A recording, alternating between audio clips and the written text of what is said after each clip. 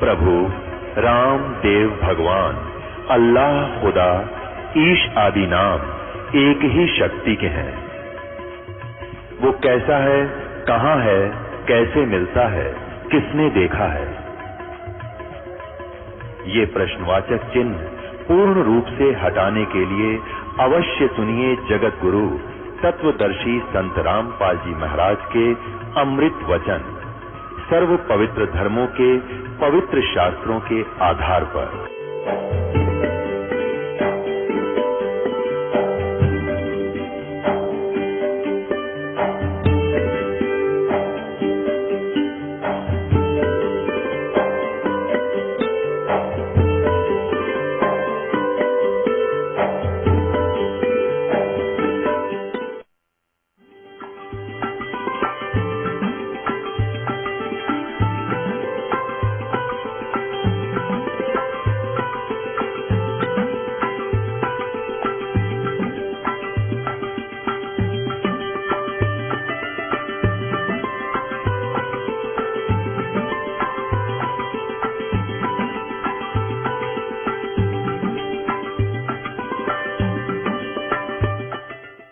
कहते हैं सुन सन्यासी कुल कर्मनासी, भग में प्योंदी भूले धोंदी, छल छिद्र की भक्ति ना कीजे, आगे जवाब कहो क्या दीजे।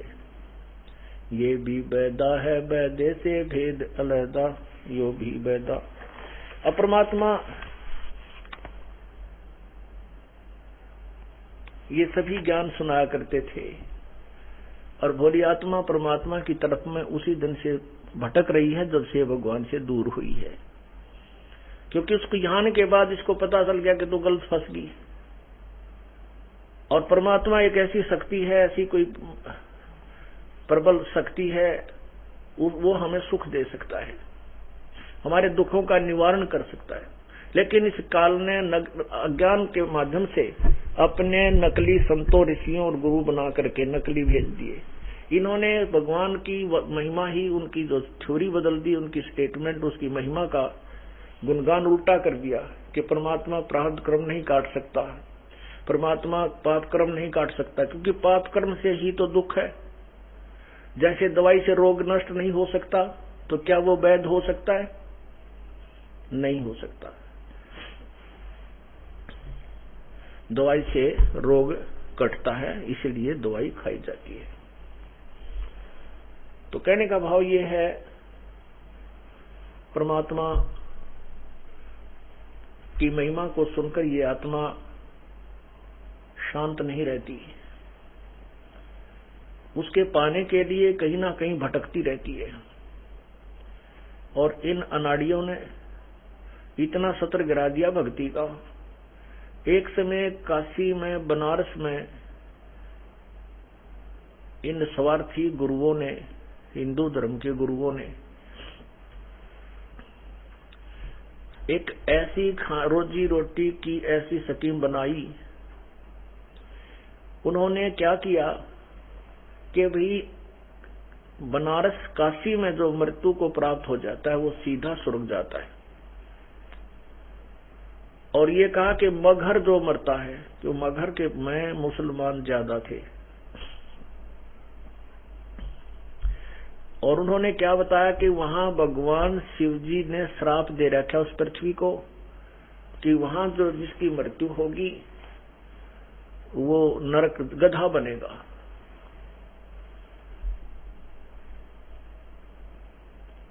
तो इस तरह की धारणा गुरुओं की मुख से सुनकर प्रत्येक व्यक्ति, हिंदू समाज प्रभावित हो गया कि भी संत है, ऋषि है, गुरु है, ब्राह्मण है, पंडित है, ये वेदों को पढ़ते हैं और ये सही करें।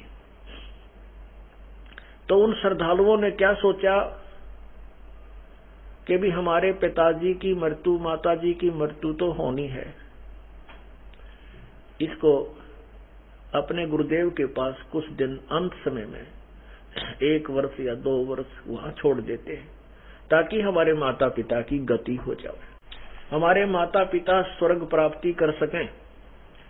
इस कारण से वो अपने अपने अक्षेत्र के ब्राह्मणों के पास बनारस में जाकर के प्रार्थना करने लगे कि हे गुरुदेव, मेरे माता पिताजी बहुत वृद्ध हो चुके हैं, हम चाहते हैं कि यहाँ बनारस में उनको कोई व्यवस्था करके कोई मकान किराए पर लेकर यहाँ छोड़ दे और वो आपके मंगल वचन भी सुनते रहा करेंगे और यहाँ मृत्यु को प्राप्त हो जाएंगे तो इनका कल्याण हो जाएगा। तो उन ब्राह्मण लोगों ने सोचा, भाई क्यों ना हम इनको स्वयं ही अपने घर पर रख लिया, उनका जो महीने का पैसा होगा वो भी हमें मिलेगा और ये मौज हो जाएगी। तो ऐसी व्यवस्था सेठ लोग ही कर सकते हैं। निर्धन व्यक्ति तो बहुत ही कम ध्यान देता है इस तरफ, क्योंकि उसके पास इतना जुगाड़ नहीं होता। फिर भी कुछ दिनों तक तो मामला ठीक चला। उन ब्राह्मणों ने, उन नकली गुरुओं ने कहा कि बच्चा तुम हमारे पास ही छोड़ दो, हम यहाँ रख लेंगे और जो देना हो दे देना हमारे को। तो कौन ना दे अपने माता पिता के लिए खर्चा, वो पैसे उनको देने लगे, उनकी मौज होगी। कुछ दिनों में ऐसी रिवाज पड़ी, ऐसी जो है ना एक सब पूरे हिंदू समाज में एक ऐसी धारणा बन गई, अपने अपने माता पिता को अपने अपने गुरुओं ब्राह्मणों के पास छोड़ने लाएंगे। और बनारस काशी के अंदर उन गुरुओं के घर में जगह कौन रही। उन नकली कसाईयों ने केस हकीम बनाई, सब ने मीटिंग करी कि यूं तो भाई बुढ़ापा तो बड़ी टेढ़ा काम होता है, बीमार हो जाए, कदे खांसी होगी, कदे निमोनिया हो गया, उड़े थूके वही टट्टी पेशाब करे। जब तो लालचिया ने पैसे के लालच में वह बला मोल ले ली। फिर उन्हें सोची है तो बहुत बात बिगड़ गई। अब बुढ़ा आदमी तो घर में बड़ी मुश्किल से उसकी सेवा हो पाती है, और उन्होंने नरे बुढ़े इकट्ठे कर दिए लालच में। तो उन्होंने स्कीम बनाई कि एक काम करें,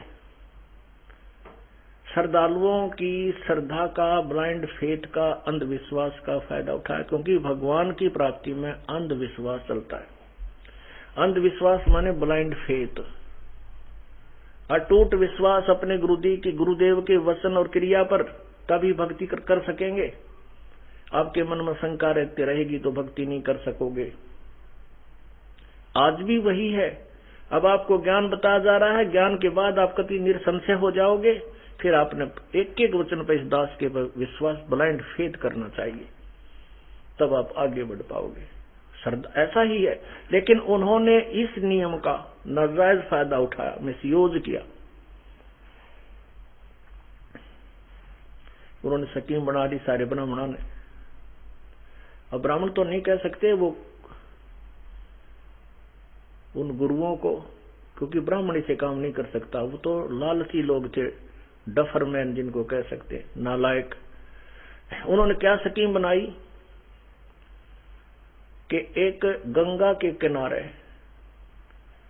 एक ऐसा वो बनाया गुफा सी, और उसमें गंगा के बिल्कुल जल के साथ वाली पैड़ी बिल्कुल गंगा जल चल रहा है, उसमें एक गुफा बनाई, और उस गुफा में एक करौंत लगा दिया जो लकड़ी काटने का हाथ से, आपने देखा हुआ 8, 9, 10 फुट लंबा, और लंबे लंबे उसके दांत रेसे हुआ कर। फिर एक जना इधर बैठ जाए, एक जना उधर बैठ के, और लकड़ी काटते हैं नो, पूरे मोटे किक्कर के पेड़ को भी काट डालते उसे।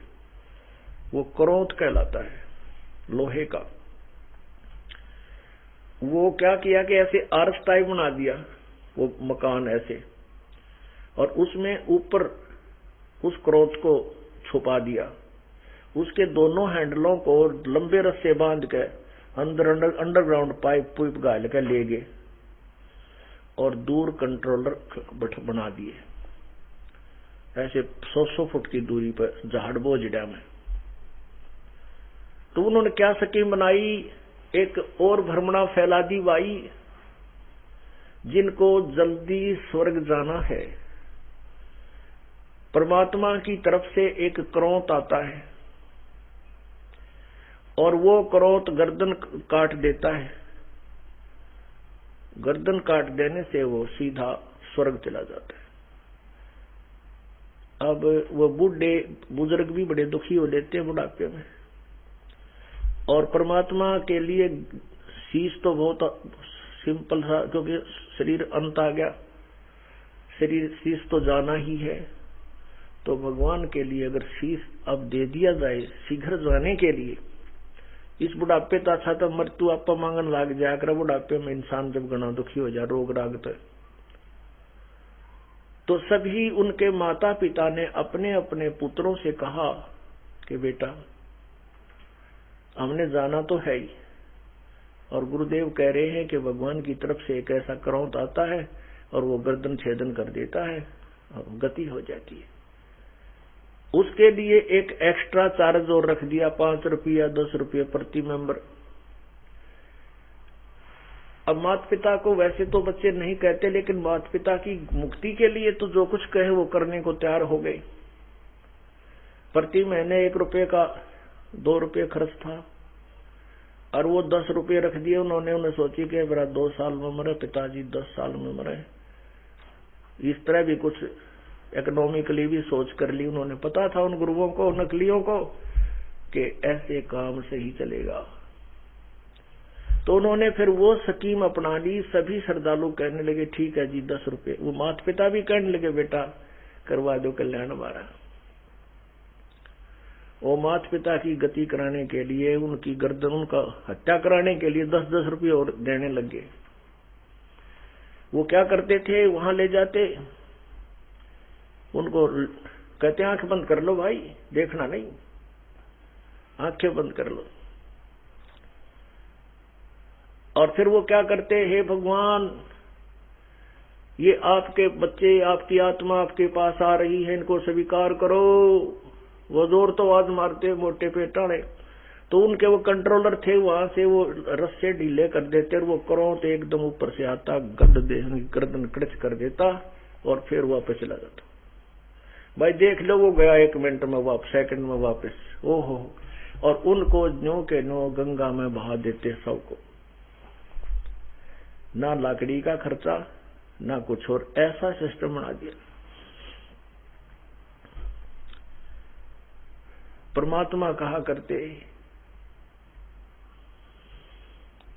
कि भाई सत भक्ति करने वाला चाहे मगहर मरो चाहे बनारस मरो, वो अपने इष्ट धाम को जाएगा जिसकी वो पूजा करता है।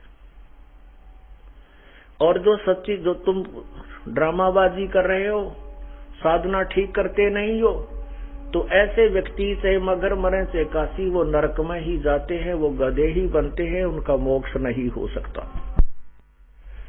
परमात्मा ने कहा कि हे मूर्खो, तुम इन भोली आत्माओं को बर्बाद मत करो।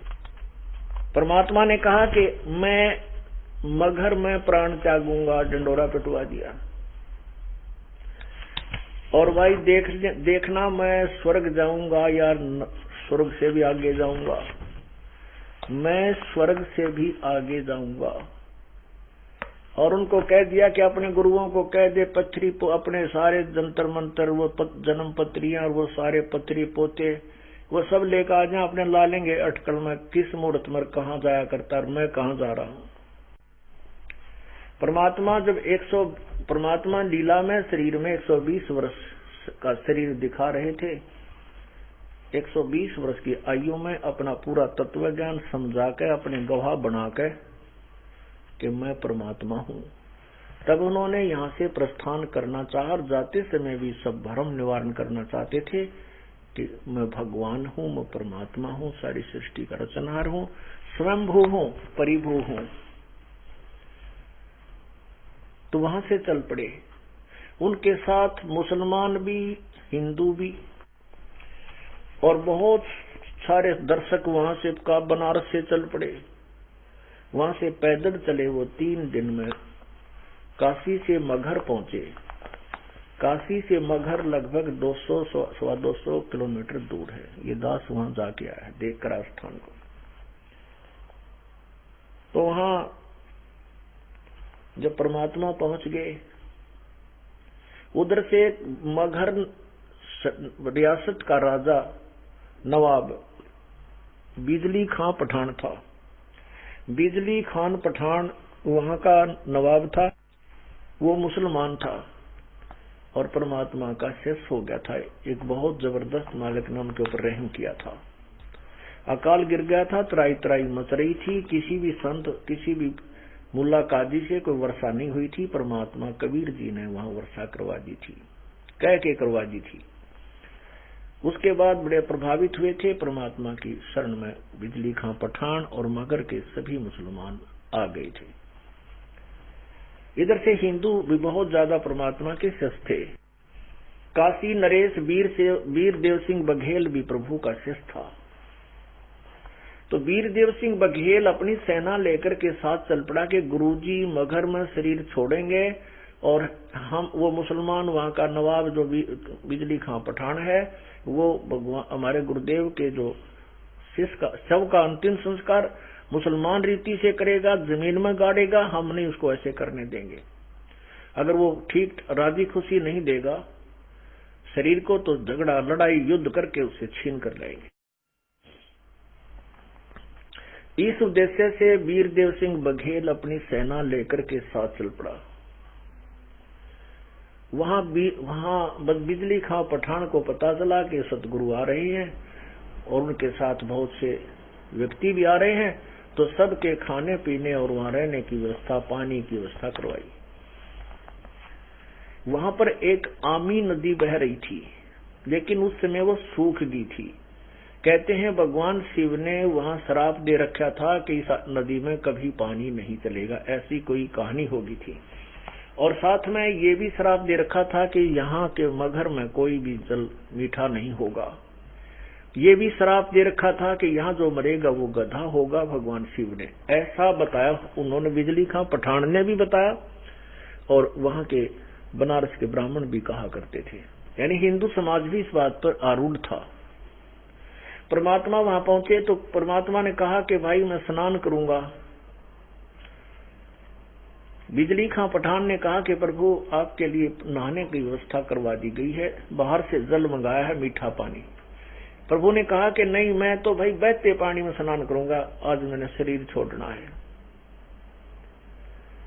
तब बिजली खां पठान ने कहा कि हे परवरदिगार, ये साथ में ही एक आमी नदी बह रही थी पहले। ये नदी तो दरिया का है, लेकिन इसमें जल नहीं है प्रभु, ये सूखी पड़ी है और यहाँ आसपास कोई भी और दरिया नहीं है। परमात्मा ने कहा कबीर जी ने कि चलो मैं देखता हूँ कहाँ है वो दरिया, दिखाओ मुझे। वहां दरिया के उस खाली दरिया पर खड़े हो गए, उस आमी नदी पर, और प्रभु ने ऐसे संकेत कर दिया जैसे ट्रैफिक का सिपाही कर देता ट्रैफिक को चलने का संकेत, तो पूरी ट्रैफिक बड़ी जोर से चल पड़ती है। ऐसे परमात्मा ने यूं किया हाथ से संकेत, एकदम आमी नदी बहुत कुछ दूरी पर ऐसा जैसे बम फटा कर इतनी आवाज हुई, और वहां से अपने आप दरिया भर करके पानी निकल करके पानी जमीन से बाहर और दरिया भर के चल पड़ा। बहुत सुंदर निर्मल जल। बोलो सतगुरुदेव। वो आमी नदी आज भी विद्यमान है। ये दास अपने सैकड़ों सेवकों के साथ 3 बार देख कर आया, अभी उसमें जल चल रहा है। और यही वहां के मगर के लोगों ने बताई, सच बताया। तो सभी ने जय जयकार करी परमात्मा की, स्नान किया, सभी ने जल पिया। तो परमात्मा ने कहा कि भी एक चद्दर नीचे बिछाओ, एक मैं ऊपर ओढ़ूंगा, और मेरा शरीर इसी चद्दर में पावेगा नहीं। लेकिन उनका कांत चाहे तो हम जो है ना परमात्मा के संग रह कर भी उन्हीं में उनको अपने जैसा ही मानते रहते हैं। जब परमात्मा चद्दर बिछा दी गई कि नीचे चद्दर के ऊपर थोड़े फूल डाल दिए, सुगंधित फूल, 1-1, 2-2 इंच हमारे गुरुजी लेटेंगे। तो परमात्मा ने कहा भाई, इधर से बिजली खां पठान को पता चला कि वीर देव सिंह बघेल शव लेने आया है। उन्होंने अपने मुसलमानों को, भाइयों को इकट्ठा किया, सेना को तैयार कर लिया कि हम शव नहीं देंगे, हम परमात्मा के, अपने गुरुदेव के शव को अपने मुसलमान रीति से दफनाएंगे, मुसलमान रीति से इनका अंतिम संस्कार करेंगे। तो दोनों तरफ सेना खड़ी है, हथियार कति पूर्ण तैयारी से युद्ध के लिए। परमात्मा बोला रहे, वीर सिंह इधर वीरदेव सिंह बघेल खड़ा, इधर बिजली खां पठान। उनसे कहा, भाई ये सेना किस लिए लाए हो तुम? अब वो दोनों के दोनों नीति गर्दन करके खड़े हो गए, नहीं बोल पाए। जो दूसरे मुंहठड़ से व्यक्ति थे वो कहने लगे, गुरुदेव हम मुसलमान हैं, आप हमारे पीर हो, हम आपके सबको अपनी रीति से आपका अंतिम संस्कार करेंगे, इन काफिरों को नहीं देंगे। उधर से मुसलमान हिंदू कहने लगे, हम आपके सबको गुरुदेव ये मुसलमानों की रीति से अंतिम संस्कार नहीं करने देंगे, हम मर मिटेंगे। परमात्मा बोले रहे, 120 वर्ष तक मैंने यह कहानी सुनाई, तुम आज भी मुसलमान और हिंदू अलग अलग समझते हो? तुम नालायक को, तुमने क्या ज्ञान सुना मेरा? फिर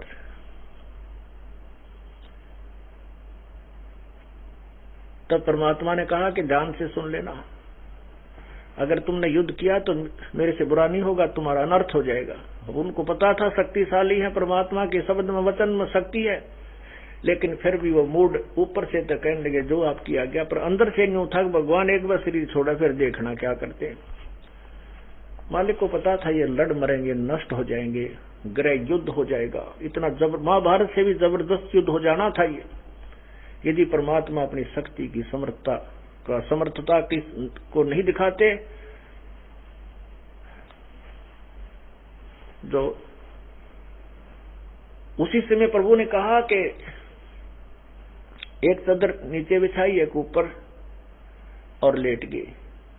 कुछ देर के बाद ऊपर आकाशवाणी हुई कि देखो मैं जा रहा हूं सतलोक को, ए पंडितों निकाल लो थारे उस पत्रे ने, देखो कहां जा रहा हूं। जब ऊपर देखा सभी ने, परमात्मा तेजो में शरीर युक्त और सतलोक को जा रहे हैं। ऐसे सह शरीर खड़े के खड़े पूरा मानो शरीर आकाश में जा रहा है। तो उधर से फिर चादर उठा के देखा, चादर के नीचे जितना शव था उतने सुगंधित फूल बन गए, परमात्मा नहीं थे। बोलो सतगुरुदेव। अब उस लीला को देखकर हिंदू और मुसलमान आपस में एक दूसरे को सीने से लगाकर रो रहे हैं और कह रहे हैं कि हम तो नीच थे, मंदबुद्धि प्राणी थे, हम भगवान को पहचान नहीं सके, ये तो अल्लाह थे, ये खुद परमात्मा आए थे। कहां तो वहां कत्लेआम हो जाना था और कहां एक प्रेम की दरिया बहगी, हिंदू और मुसलमान आपस में बड़े प्यार से एक दूसरे से सीने से लगा रहे हैं। और फिर उन्होंने सहमति से कहा कि आधे फूल आप ले लो, आधे हम ले लेते हैं, एक चादर तुम ले लो, एक हम ले लेते हैं। ऐसा ही हुआ।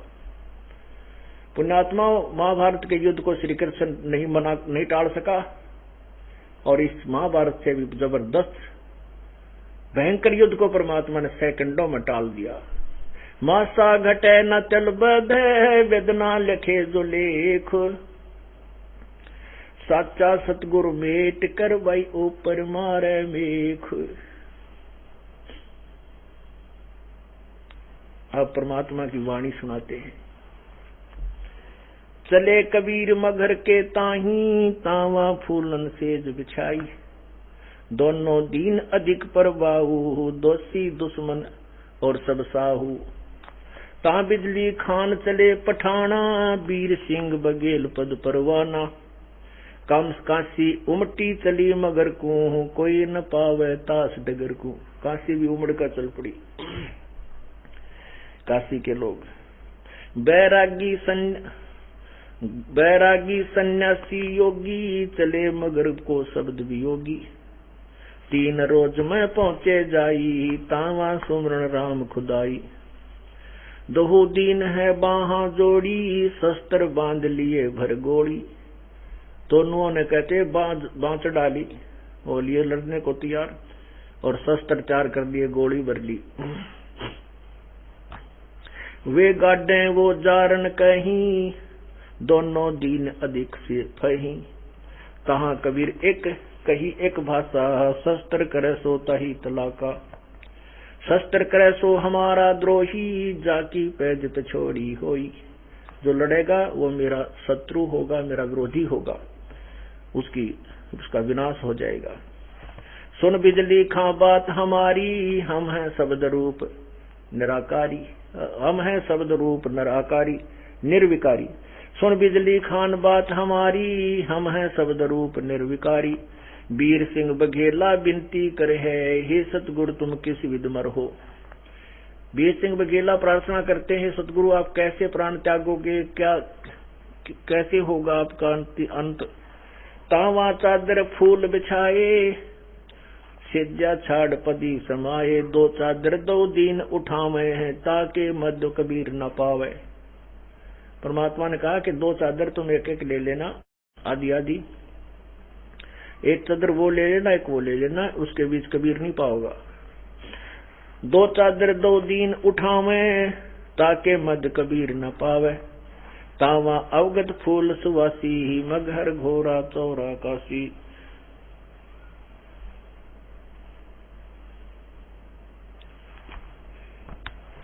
कि वहां मगहर में तो दोनों ने बिल्कुल एक बीच में दीवार थी। पहले तो ये दास पहली बार देख रहा, एक दीवार थी दोनों यादगारों के बीच में। इधर मुसलमानों ने बना रखी है और इधर हिंदुओं ने। ये दिखाते हैं आपको, देखिएगा ये चित्र हम लाए थे वहां परमात्मा की बनी हुई दोनों यादगारों का। इसको देखकर भी वो याद न्यों की न्यों ताजा हो जाती है। ये सामने एक गेट है, ये अब ये जो सामने आपको ये वस्त्र सूखे नजर आ रहे हैं, वस्त्र छुका रखे थे, हमने नहा धो के हमारे साथ भगत गए थे उन्होंने। अब देखिएगा ये यादगार है मुसलमानों द्वारा बनाई गई, ये है मुसलमानों द्वारा निर्मित यादगार। सशरीर सतलोक प्रस्थान के पश्चात परमेश्वर कबीर जी की याद में मगहर में मुसलमानों द्वारा निर्मित यादगार ये नीचे, और ये हिंदुओं द्वारा निर्मित यादगार। ये दोनों देखो ना पूरा, ये देखो, ये एक और दोनों देखो, ये भी। अब ये तो है हिंदुओं द्वारा निर्मित, ये है मुसलमानों द्वारा निर्मित।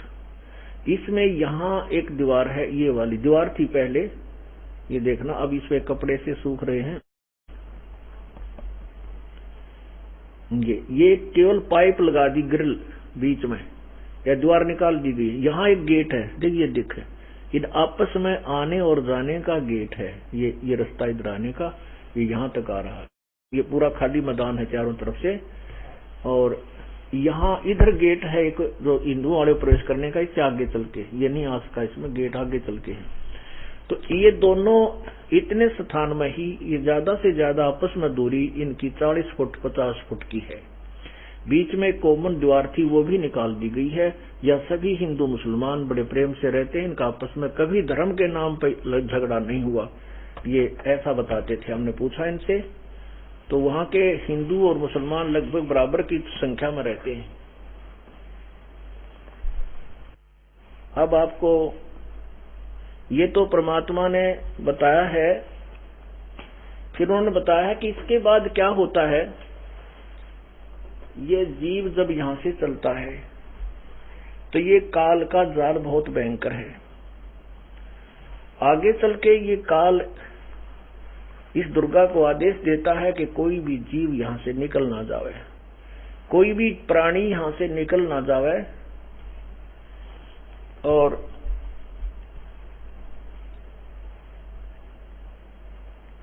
उसको किसी ना किसी तरीके से फांसना है, फंसाना है।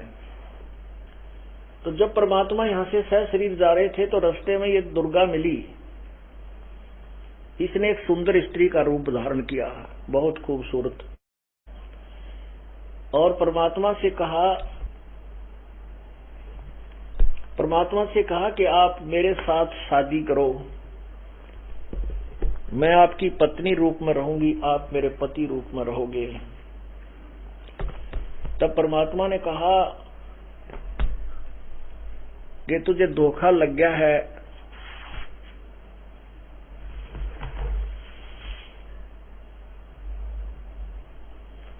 तुझ मुझे धोखा लगा है दुर्गा, तो मैं तेरे काबू में नहीं आ सकता।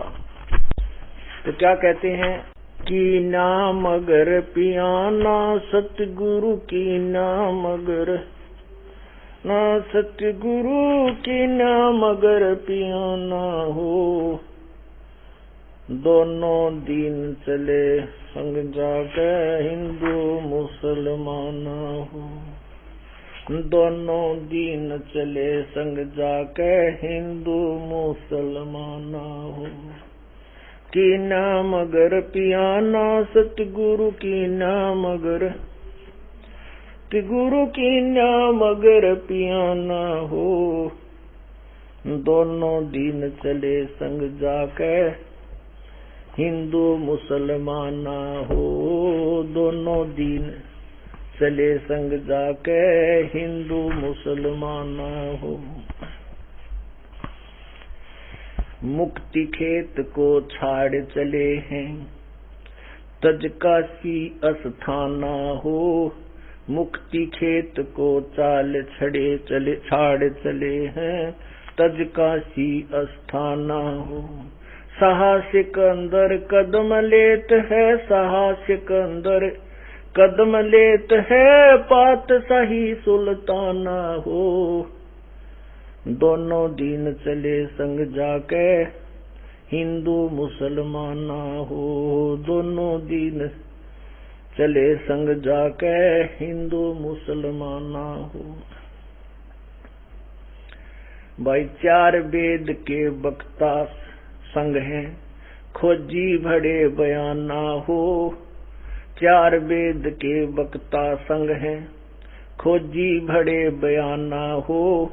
सालग राम सुरत से सेव सालग राम सुरत से सेव ज्ञान समुद्र दाना हो, दोनों दिन चले संग जाके हिंदू मुसलमाना हो, दोनों दिन चले संग जाके हिंदू मुसलमाना हो।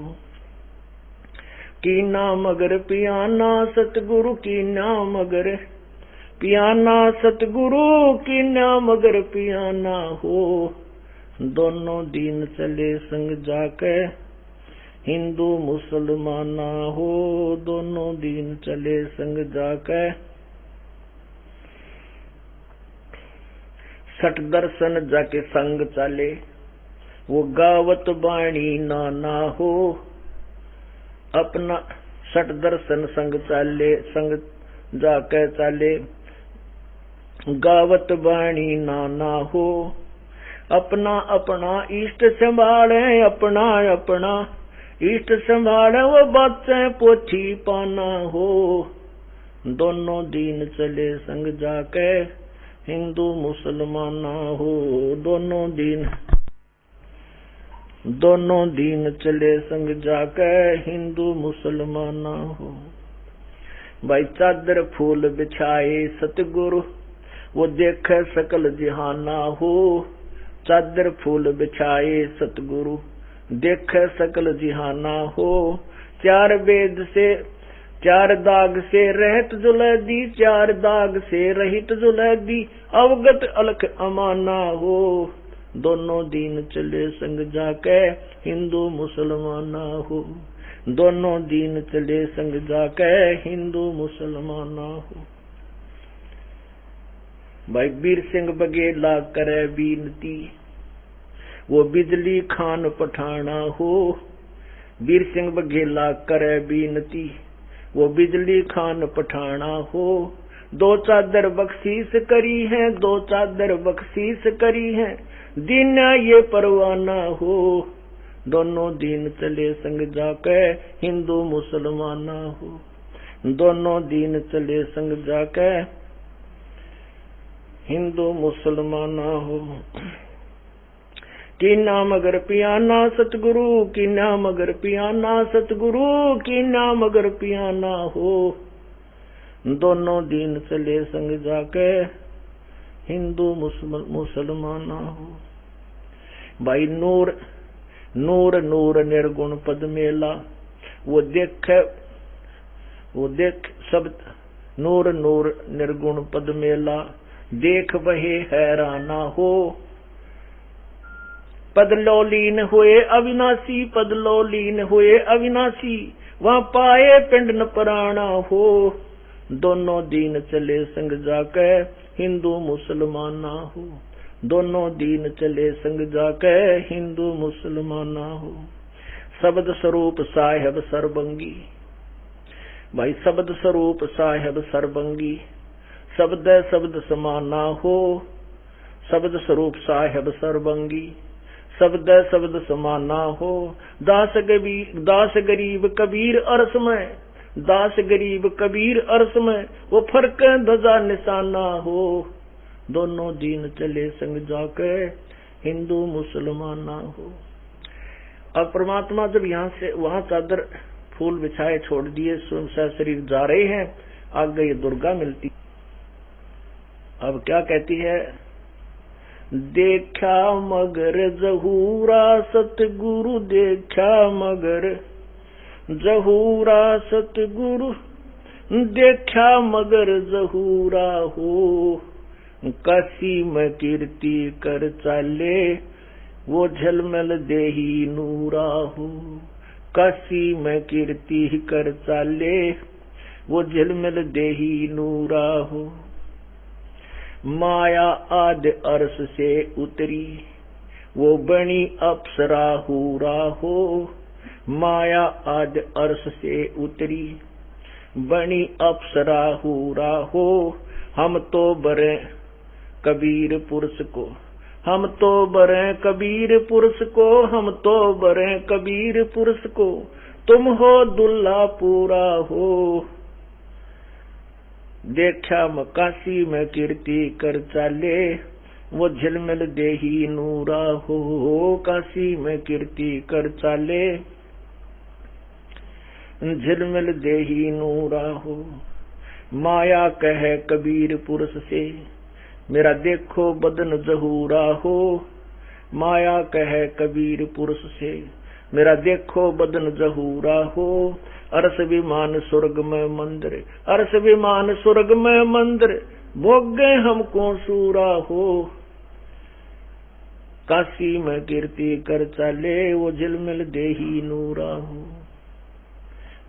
काशी में कीर्ति कर चाले, वो झिलमिल देही नूरा हो। कहे कबीर सुनोरी माया, कहे कबीर सुनोरी माया, ये कुटिल नजर तुम गूरा हो। कहे कबीर सुनोरी माया, ये कुटिल नजर तुम गूरा हो। जिन भोगी सोए कल रोगी, जिन भोगी सोए कल रोगी, वो होगे धूर मधुरा हो। काशी में कीर्ति कर चाले, झिलमिल देही नूरा हो। काशी में कीर्ति कर चाले, झिलमिल देही नूरा हो। माया कहे कबीर पुरुष से, मैं हूँ जग से दूरा हो। माया कहे कबीर पुरुष से, मैं हूँ जग से दूरा हो। मैं तुम्हारी पटरानी दासी, मैं तुम्हारी पटरानी दासी, रखूं पलक हजूरा हो। काशी में कीर्ति कर चाले, वो झिलमिल देही नूरा हो। देखा मगर जहूरा सतगुरु, देखा मगर जहूरा सतगुरु, देखा मगर जहूरा हो। काशी में कीर्ति कर चाले, झिलमिल देही नूरा हो। कहे कबीर सुनोरी माया, तुम हो लड्डू बूरा हो। कहे कबीर सुनोरी माया, तुम हो लड्डू बूरा हो। जो तुझे खावे सो बह जावे, जो तुझे खावे सो बह जावे, वो तास अकल के कूरा हो। काशी में कीर्ति कर चाले, वो झिलमिल देही नूरा हो। काशी में कीर्ति कर चाले, वो झिलमिल देही नूरा हो। भाई श्वेत मुकुट जहाँ श्वेत छत्र है, जो श्वेत मुकुट जहाँ श्वेत छत्र है, वो बाजे अनहद तूरा हो। दास श्वेत मुकुट जहाँ श्वेत छत्र है, बाजे अनहद तूरा हो। दास गरीब कहे सुन माया, कह कबीर सुनो सुनो, कह कबीर सुनो हो माया, हमसे रहियो दूरा हो, काशी में कीर्ति कर चाले, झिलमिल देही नूरा हो, काशी में कीर्ति कर चाले, झिलमिल देही नूरा हो। परमात्मा हमें यही सतर्क करते हैं कि तुम सतगुरु की आड़ मत छोड़ना।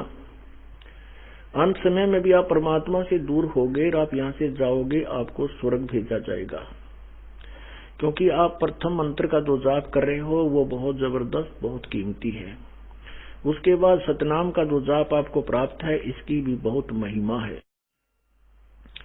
वहां जाकर के आपको ऐसा लालच दिया जाएगा कि आप इतने कच्चे हो, क्योंकि सतगुरु की आड़ बिना हम इनसे बच नहीं सकते, चाहे कितनी बात बना ले कोई। तो ऊपर जाके काल ने अपनी सब छोड़ रखी है। कहते हैं 12 करोड़ धर्मराज जो है, काल प्रेरणा से इसकी 12 करोड़ अप्सराएं हैं, ये वहां घूमती रहती हैं। इसके विपरीत ऐसे ही देव पुरुष बनाए हुए हैं जो स्त्री की आत्मा को बाधक बनते हैं। तो हम यहाँ से परमात्मा की आड़ हमसे छूट गई, पार होने की बात मत देखना। अंतिम श्वास तक हमने सतगुरु की छाया में रहना पड़ेगा, वही हमें यहाँ से लेकर निकाल सकता है। हम बेशक कितने ही साधक भी बन जाओ, लेकिन हमारी अंतःकरण में वीकनेस बहुत रहेगी। वो ऑप्शन वो परमात्मा ग्रेस देगा, हमारे को ग्रेस मार्ग देकर हमें निकालेगा, वो साथ लेकर जाएगा। वो आपको त्रिकुटी में मिलेगा, वहां से फिर प्रभु इस दास के रूप में होगा। आपने फिर अपने ही, क्योंकि इस ज्ञान के आधार से वहां किसी भी लालच की तरफ नहीं देखना, केवल अपने सतगुरु के साथ ही रहना, सतलोक ऐसे जाया जाएगा। बोलो सतगुरुदेव।